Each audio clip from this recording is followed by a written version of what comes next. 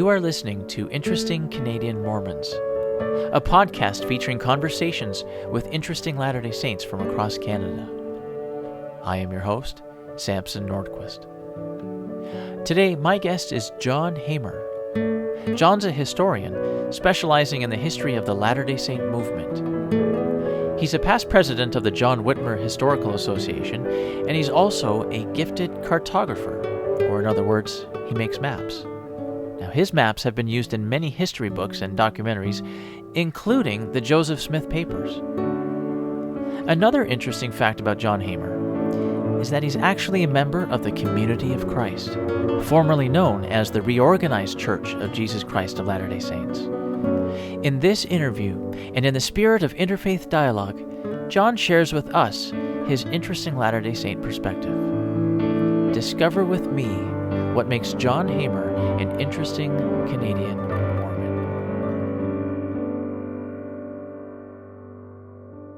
And today I'm extremely excited to have my very special guest today, Mr. John Hamer. Hello. Hello. I'm very happy to be here. We're sitting in John Hamer's home here in Toronto, and one of the interesting things about John is that he's actually not LDS Mormon. He's from Community of Christ, and I think that's kind of an interesting for this podcast. That's pretty interesting, and just wanted to talk to you. Although you're Community of Christ, you are very well known in a lot of LDS circles, and so I thought I'd have you on and talk to you a little bit. So, well, I'm very excited to be here, and I'm very happy to be the first person that you've interviewed from the broader restoration community. There's a lot of shared things among the tradition, but there's not always a lot of shared awareness, across the tradition. For sure. Well, let's try to change that too. Okay. Then, so could you start off just tell us a little bit about John Hamer? Before we get into, I've got a lot of questions on the Community of Christ and all that, but just tell us a little bit about you. Okay. Well, I am a seventh generation Latter Day Saint. So my ancestors joined the movement way back when they were in Kirtland, but the family split apart in Nauvoo, like so much of the church did. So different members went in different directions. And so, for example, one of the people went and became an apostle under Sidney Rigdon in Sidney Rigdon's church. Another person in the family, actually my ancestor, went out to Utah with Brigham Young, although he ultimately ended up becoming an ex-Mormon out there. But anyway, so different people were involved in, had different connections to the different traditions. I was raised actually in the LDS church. And so, but I was not actually an adult Mormon ever. And so I didn't actually go through the temple or go on a mission or anything like that. It just felt like the church wasn't for me. And so I wasn't actually involved in any of the churches at all or any church at all, until right around the time I was 30, when I started doing my research into my own family history and also into the history of the church, which is kind of my family history, the history of the movement. In doing that, then I started getting involved with the Mormon historians community, or the Restoration historians community, and that led me pretty quickly to, meeting some of the other branches, becoming very fascinated with the broader history that isn't very well known. Ended up meeting a lot of people from Community of Christ, and ultimately was baptized into Community of Christ in 2010. Okay. So that was a very very quick nutshell, and now I have listened to some of the interviews that you have done with some other podcasts. You have a really good one with John DeLynn on Mormon stories, and it goes a lot into your. You do talk a lot more about your early years in the church and all that stuff. So we don't need to necessarily go into all of that in this discussion. But at about what age were you when you had left the LDS church? Well, so. I was a teenage doubter. Okay. I was actively, a member, and I was still. I mean, the only time I actually had my name removed from the records of the church was after I'd been out for years and years and hadn't been involved, and so I had moved to Minneapolis. But after graduate school, I'd moved back to Minneapolis, which was where I grew up. And I was just there, and just had not thought about it forever. And a person knocked on the door and said that he was my bishop, and I said, well, I have no interest, I'm not involved or whatever. And he said, well, would you like to have your name removed from the records of the church? And I thought, well, I've never heard of that. I've always heard that that's so hard, that that there was this whole thing where you try to do it, and all these ex-Mormons are so and I thought, oh sure, why not? If that means you're not gonna, in other words, if you're not gonna, because I don't need to be talked to all the time. I wasn't interested at all at the time, and so he said, okay, well, you can just write out a 2-sentence thing, and it'll be over. This is your bishop? Yeah. Oh wow. And so I'd never met him before, but he told me that's a little odd. So. And so anyway. Okay. So now, there was a time in there. I'm just remembering from that interview that you would identify yourself with being an atheist. Is that right? Or right? Agnostic? Well, what I would say is that I was not religious in any way, and so my philosophy that I had I guess I would have classified it as being agnostic or atheistic, because I wasn't concerned about God, and I wasn't concerned about that sort of thing in my philosophy. So okay. So, then full circle, you come around back to Mormonism and back into Community of Christ. Right. And so, what I would say is, at the time, what I've done in the subsequent time since then, is I really, at that way back then, so my training, graduate school, was in medieval European history, and so I was in ancient history, so I'm very aware of, let's say, medieval religion and medieval history, but I was very unaware of American history, and I had been very unaware of Restoration history when I had been a little kid and tried to capture my Mormonism. One of my real last attempts I kind of remember of really trying to get into it was when I was 13. We had this Boy Scout encampment in 1983 at Nauvoo, and I went there, and I was just I actually felt, just feel the history all around me, and that really kind of sustained me for another couple of years. And I tried to, and at that point, I went home and I made an entire Lego city of Nauvoo, a Lego temple, and awesome. I did my school reports. I've got all these pictures and maps and stuff that I drew for church, for junior high, reports, and that kind of thing. But when I turned to try to study Mormon history, unfortunately I really only had access to stuff from Deseret Book or Bookcraft, and it was so horrifically boring. In other words, it was so bland. And this is you as a teenager? As a teenager. Seeking out this historical... Yeah. That's a little odd, No, because I love history. In other words, I've always had a love for history, and so I was trying to connect with my heritage. Anyway, so finding that, I just decided, boy, it just means...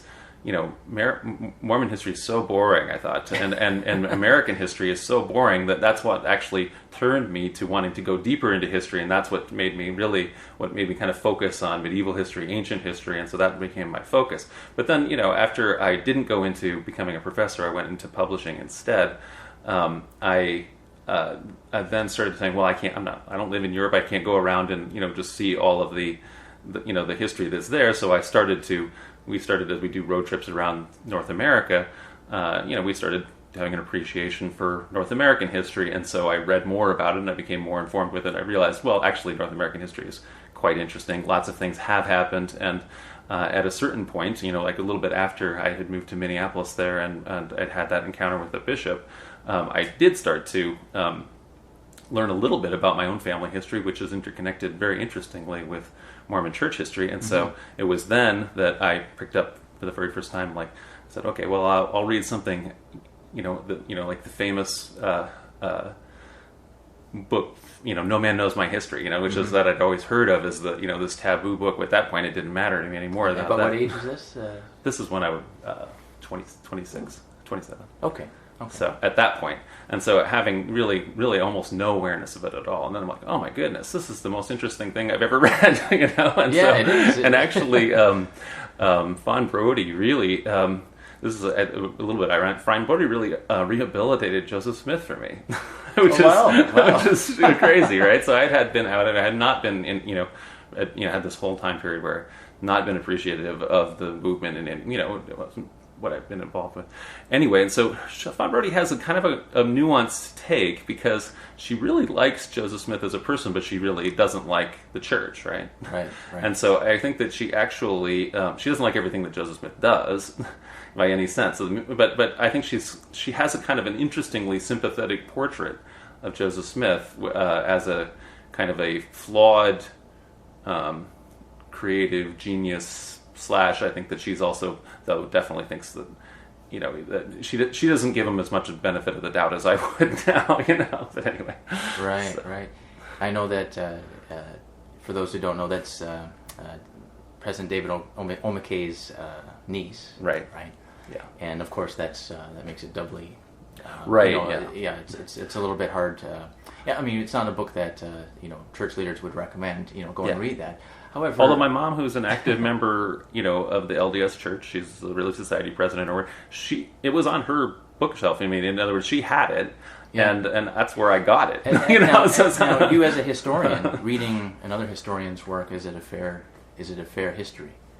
Would you well, say? what I'd say about it now, I mean, it's held up well. I mean, considering considering how much more research has happened, right, since then. So that's a long time ago that book was written, and we know so much more. I'd say it's still the most compelling biography that's ever been written about Joseph Smith, because I think that some of the more informed ones that have been written more recently are so... there's a difference between biography in some ways and history, and when people go out to write either the history of the church, they tend to write a Joseph Smith biography, and when they write a Joseph Smith biography, they tend to write a history of the church, and both, kind of both those things, and they're all mixed up together, and everybody is also busily, there's so much polemic, and there's so much other things like that are going on in the whole thing, so that it's hard to craft that into one, kind of a compelling biography. So I'd say that she still has written the most compelling biography.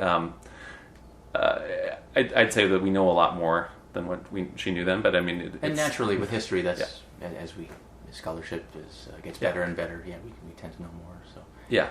That's good. You mentioned your mom is still active at LDS. Yeah. How does that... now that you are no longer LDS, you're a Community of Christ, how's that dynamic in your family relationships? Is that...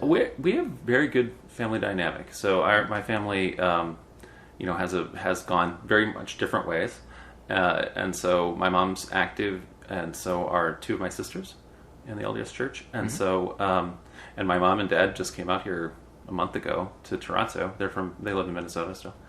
And they came to my congregation. They met everybody in my Community of Christ congregation here, and they had a great time at my church, and everyone loved meeting them. They were just so happy to meet them. And so I don't think there's... I think we have a level of respect in our family that we're able to get along with each other without worrying about that. So. That's good. Yeah. Do you ever talk about the church and church history and stuff like that, or is that? Yeah. Oh, that's great. So, so for example, like I say, I have a background in publishing, and so my mom has, she'll have like a lot of different. She's very, so she has a background in writing and editorial work, and so, for example, one of the great projects that she did in her congregation in her ward in Minnesota was she, as Relief Society president, she gathered the stories and testimonies of all of the girls and women in her ward, and she compiled them all together as like a book of oral histories and that kind of thing. And so because I do publishing, I helped her. I designed the interior and did the with the production template and everything like that. Designed the cover for it, and helped her set up so that they could self-publish it and everything like that. So I mean, I'm very supportive of her project. She's very supportive of my projects. So. Now you seem wanted to talk about some of these other things that you're involved with, and you mentioned publishing is a big part of it. You seem to be kind of a go-to guy for a lot of things on both sides of the fence. A lot of the talk about some of the work that you've done with the different historical projects that people have asked you for help on from the Community of Christ and from the LDS Church. Mm-hmm. Well, one of the key things that I do that it was a little bit new in a lot of in Mormon history circles, there were less of this had been done. Is I've been a map maker, and so I one of the things that I did when I went into publishing is I was a professional illustrator, map maker for history books, which is kind of a rare little specialized niche to kind of crawl into. And so, but it's one I've always loved history, and I've always loved maps. And so very early when desktop publishing started being created, when Adobe Illustrator, when Adobe Photoshop were created, I started learning how to use those to make maps to illustrate books, and also online and other kind of ways. Movies I've done, and things like that, making maps for those kind of things. But specifically books, and so as a result, I've really I don't know, it's been dozens and dozens of Mormon history and Community of Christ history and Restoration history books and journals and articles and movies, that I made the maps for. Excellent. And so that on the different sides you're saying of the fence or whatever. Yeah. So there's like you guys can't see. So we're sitting here in front of my bookcase. Yes, it's a very impressive bookshelf as well. Lots of many books. And so this series here is called A Journey of a People. That is Mark Shearer, who's the church historian for Community of Christ. He's producing a 3-volume history of the church that updates, makes a new professional history for Community of Christ, from the origins, which are the same as the LDS Church's origins. So the first volume takes it up through 1844, where the journey is shared. Although, obviously, when you look at it back from a different future place, you have a different perspective looking back. So I actually think the volume is very interesting for people in the LDS tradition to read, because then you can kind of see, well, some other people who've gone, who had that same origin, now that when they look back at it in a little different way. Anyway, so for that series, though, I produced all the maps for that, and then also I did all the production work and the cover design and all that kind of thing. And this is like an official church That's produced by Herald House, which is it's Community of Christ Seminary Press, which is the equivalent of the LDS Church Historians Press, which is an imprint of Deseret Book, essentially, right, which is the LDS Church's version of Herald House for the Community of Christ. So in the exact same way, so Herald House, and then they have this imprint, Community of Christ Seminary. And Mark, what's his name? Mark Shearer. Mark Shearer. Yeah. Would he be kind of the equivalent of like a Marlon Jensen? He's like a Marlon Jensen, although Marlon Jensen has retired now from that position, right? Yeah. So, but the difference is, so he's more the equivalent of Leonard Arrington, because so what ended up happening was in the LDS Church, Leonard Arrington in the 1970s or 60s and late 60s or early 70s became the first professional historian to be made church historian. But he also was the last professional historian to be made church historian. That exact same time happened in the Community of Christ, which was then known as the RLDS Church. And so the person who was our equivalent of that is Richard Howard, or Dick Howard he goes by Dick. But anyway, Dick Howard, who's still alive, is has been a great mentor for me and a whole host of restoration historians. But he's anyway. So in that same tradition, in the Community of Christ, has continued, so that we're continuing to have the person not be a general authority, but rather be a historian. So. Okay. Oh, so so that's why it's a little different from. So in other words, so Marlon Jensen, was the general authority who was in charge of the church historians department, but the historian that would have been working under him, I think, is Richard Turley. Is that right? I'm not 100% sure. I forgot. That name is yes. And so in other words, it's not like the church historians department doesn't have in the LDS Church doesn't have lots and lots of professional trained historians. They do, but it's just that they have a calling of an authority who's overseeing it, which is different from. Anyway, that's all I'm saying. Is different from Mark Shearer. So Mark Shearer he's a professional historian. Right. Okay, that makes sense. All right. The people from the Joseph Smith Papers Project, you've done work with them as well? Yes. What have they? Just maps. Maps. Okay. So I made a few maps for the Joseph Smith Papers volumes, and I'm supposed to do some more. So I'm obviously that is there hasn't been anything else in the entire restoration tradition where that number of professional researcher hours has gone into something, in that level of involvement and professionalism and everything that they do. So I'm very pleased to produce some maps for them. That's great. Did they come to you, or did you? Oh no, they came to me. They came to you. Wow, excellent. I've just done a lot of other Mormon history maps, so they Yeah. saw some and they're like, oh, we should have some like this, and excellent, Well, actually, yeah. I know a lot of the people that are Do you? in the project. So I mean, Okay, so you've worked. Another thing that I wanted to mention, you are past president of the John Whitmer Historical Association. that's is that right. Yeah. Which is the equivalent of the Mormon Historical Association. Right. All right. So I guess that's how you know all those guys, right? Right. Is that, Yeah. Do they And I talk also to am you? a member of the Mormon History Association, and I go there too, and I present at MHAs. Oh, okay. So is there a lot of Yeah. like crossover? There's a lot of Community Yeah. of Christ in Mormon History Association, Yeah. and vice versa. A lot of LES in the Oh yeah. John Whitmer. Okay. Yeah. All right. Oh, that's fascinating. All right. I want to ask you about the callings that. Well, I call them callings. Do you call them callings? Yeah. Okay, so your calling. Do you have what's your current calling right now, and Yeah. what are some of the callings that you've held in the past? So in the Community of Christ. So my callings right now in Community of Christ are I'm church historian for the Mission Center, which is it's kind of like a combination district and stake. But essentially, it's the eastern half of Canada. So it's Canada Okay. East. So I'm a Canada East church historian, which is essentially, like Mark Shearer then as church historian as for the World Church, which is what we call church headquarters. Okay. It's called World Church. It's the same as in the old days. See, that was called General Church, the General Church headquarters, and that was used in both traditions. I don't think it's used anymore in either one. Anyway, so we say World Church now, and I think you just say church headquarters. Maybe I don't know in the LDS Church, So anyway, so Mark is the World Church historian, and then I'm like the Canada Church historian for Canada. And how many divisions are there in the like if you're Eastern Canada? And there's Western Canada.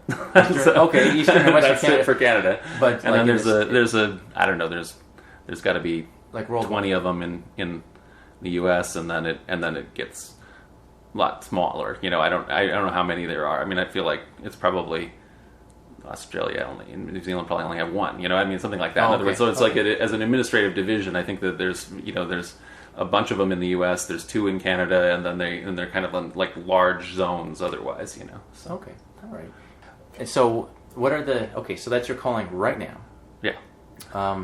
That's one of my callings right now. Oh, one of your. Okay, so yeah, okay? How many? So that's the calling. So your church gives you multiple callings too, eh? Yeah, exactly. Yeah. So that's the calling at the, at the stake level, right, or whatever the mission center level for us. Yeah. So, and then my congregational calling is that I'm outreach coordinator for the congregation. But that actually is kind of an umbrella calling, because what I'm also doing right now is the first half of that calling, and that's like the vision of where this calling is going. But right now, since my congregation is at this transitional moment where we're like everybody else in Toronto, every piece of property in Toronto has been sold so that they can build a condo tower on top of it. So I don't know if the reader, if everyone else in Canada or people who are listening to this broadly knows, but Toronto is just the most under construction city in North America, and there's just towers. I mean, if you can just look outside of our window here, we're seeing like there's 5-10 cranes or whatever in view just out the window just here constantly. So a developer bought our old church. Okay. So our congregation has been in Toronto for 120 years or so, and our old church was our third building that we'd had, and so that building has now been sold, and so we are in transition. So that building's going to be demolished? It's going to be demolished, and they're going to build a new condo tower. That's like a historical building, though, isn't it? Or is that? Well, is it not quite old enough, or what's the? I don't know what the criteria. No, is, it's not that old. The building, the bulk of the building was built in the 1960s. The foundation and the front part of the building was built in the 1930s. It isn't on any kind of historic registry because it's not the most beautiful building in the world. In the end of the day, it was a very sacred place for the congregation. We have like wonderful feelings and memories, and the Spirit felt there, and all of those kinds of things. But it wouldn't be able to be used as anything else. It actually was very problematic for us to be able to use it because of all of these staircases and everything. It had no accessibility. It was, in some ways, the maintenance of it was devastating. The costs are incredible. It's a bittersweet thing. You're happy to see it go, although we're sad, of course, but we've done a lot. As like I say, the historian. One of the things that I do as a historian is, I want it to then save as much as we can from the old buildings. So we saved these historic stained glass windows. We have we took all kinds of pictures of everything. We we had a big remembering and celebration where everybody from all around Canada came, and we had more people that had been to the building than for decades. Were there to kind of remember the building, and we kind of talked about its history, and everybody shared their memories of it, and then they wrote down their memories on a page or two, and we're going to put that together into a book, just like my mom had done with her ward, right? I just thought it was a great idea, so we're definitely doing that. So it's not that there's certain things are good, so there was actually probably at the end of the day for our congregation's needs, we are going to be better off when we were into our new building than where we were with the old building. And that's a brand new under construction building right now. That's right. Is that the case? Yeah. Okay. So very good. You're going to at least save one pew, right? No. Well, we didn't save the pews. Okay. Some of the pews have been saved by people who are having them in their cool. own. Yeah. Okay, so in and a lot so of ways, some of the pews from, and all of the pews that had been saved from the previous buildings have been saved and are being kept by people. So we had those. You know what I mean? So in other words, there is a lot of heritage that we have, but we can't keep everything. So like we were talking about saving the pulpit. Well, the pulpit was this crazy 1960s thing that is like a giant horseshoe, and it's like you're inside the chariot in Ben-Hur, and so you had this giant thing. It's super cool, but I mean it's huge, and our new spaces probably would be completely dominated by this pulpit when we're anyway. It isn't as reflective of where we're at theologically maybe either, that when the church was more concerned with authority, let's say, back when they were making giant pulpits. Chariot-shaped pulpits. Yes. Interesting. All right. I want to ask you kind of one last thing before we go into the Community of Christ. Yes. Specifically, but I just wanted to know, I know you've written or have contributed to dozens and dozens of books, but what are some of the gems that you're proud of that you could share with us? The key focus of my own writing that I've done is, I guess there's twofold, but the bulk of it is that I've done writing on the real diversity of within the Restoration. So not just the fact that there's the LDS Church and the Community of Christ, which are the two largest denominations, but then all the smaller churches. And so the book that I edited is called Scattering of the Saints, Schism Within Mormonism. Mm-hmm. And so that talks about the different groups, like the Whitmerites and the Rigdonites and the Bickertonites and the Strangites, and the Hendrickites and the other different churches. Wow, there's a lot of fundamentalist Mormons, so polygamous breakoffs or churches, and then conservatives from the Community of Christ tradition that are no longer in communion with us over certain issues. So. How many schisms would you say there are today? There's about depends on how you count, but in terms of denominations or whatever you want to say, a branch of the movement. The problem with our movement is we use the term branch to refer to small congregations, right? So that are actually in communion with the bigger church. But okay, so let's say a denominational unit that is not in communion with each other, but traces itself back to Joseph Smith. There may well be, let's say, 200 or so, but there are a smaller number than that than are able to field an active congregation. So in other words, at a certain point, there may well be just a small group of people that consider themselves, to be their own. They themselves, there may well be one prophet himself, who has no followers. That may, depending on if you count him, he may well count as he may well. It may, but I mean that wouldn't count in that number that I'm giving you. So in other words, that could be a much more expansive number depending on how you're counting everybody. And so the thing about it is the size graph goes really is really steep right now. So the LDS Church is enormous, right? So millions of members. Community of Christ is not enormous. The Community of Christ is a whatever reasonable size, smallish denomination. So we have about 200,000 members, Okay. And so then from that... Is that number 2 in terms of population? That's number 2. Wow, okay. It's about, 15 million? And then... 200,000. 200,000. Yeah. And then it goes way smaller than that to get down to the next. Who's number 3? And so the next size is all of there's churches at the kind of the 10,000 person range, and that would be churches like what we call the Bickertonites. They don't call themselves Bickertonites. We have to use kind of these ite names in order to just for everyone to be on the same page about who's who, what we're talking about, because their name of the church is the Church of Jesus Christ. Well, there's a lot of, some of the churches, the Strangite Church is called, Church of Jesus Christ of Latter Day Saints. Well, it's not as easy as all that to differentiate between the Church of Jesus Christ of Latter Day Saints with a little d and, the church that you're a member of is the capital T-A-G, Church of Jesus Christ of Latter dash with and then little d Day Saints, whereas the Strangite Church is Church of Jesus Christ of Latter Day Saints with a no dash and a big D. With no dash and a big D. Okay. Yeah. Anyway, but that's why we say. And there's a lot but of that's them why with we that say same name Strangites as well. Several of them have that kind of name. The most common name for all the little churches is Church of Christ, because the original name of the church, when the church was organized in 1830, was Church of Christ. And so a lot of... This is before any schism. This is the... Before. This is Joseph Smith and 5 guys in upstate New York. Their church that they organized was called Church of Christ. And so as a result of that, a lot of times in the Restoration, when people are wanting to go back to the beginning and they say, well, we've gone wrong, somewhere we went wrong in the Restoration, somewhere these groups have done something where we shouldn't have done this or that, they'll like to turn back the clock and go back to the original name and try to recapture what was going on at the earliest stage of the movement. Okay.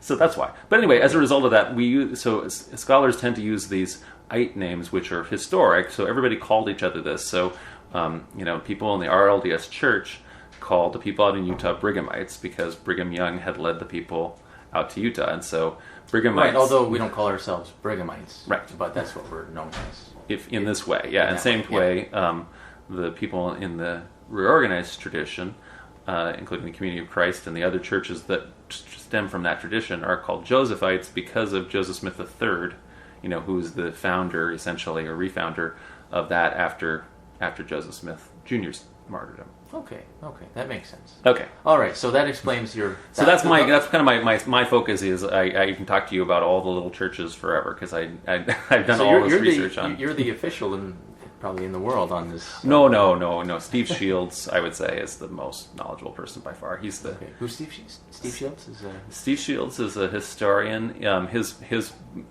He's also a church leader. I think he's 70 in World Church in Community of Christ. So he's a member of Community of Christ and a leader of Community of Christ, but he's also a historian. His book is called The Divergent Paths of the Restoration, and when his new edition of that finally comes out, that is going to be the definitive book on the whole thing. But, awesome. Yeah. And so what's the title of your book called? Scattering of the Saints. Scattering of the Saints, okay. Yeah. All right. And we can buy that where? On Amazon. Awesome. Okay. All right. Excellent. Thank you for listening to Part 1. In Part 2, John specifically talks about the community of Christ. Of course, there are going to be some similarities with the LDS Church, and there are some major differences too. If you find this episode to be interesting, please leave a comment on the website or on Facebook. We appreciate the likes and the shares as well. Thanks for listening.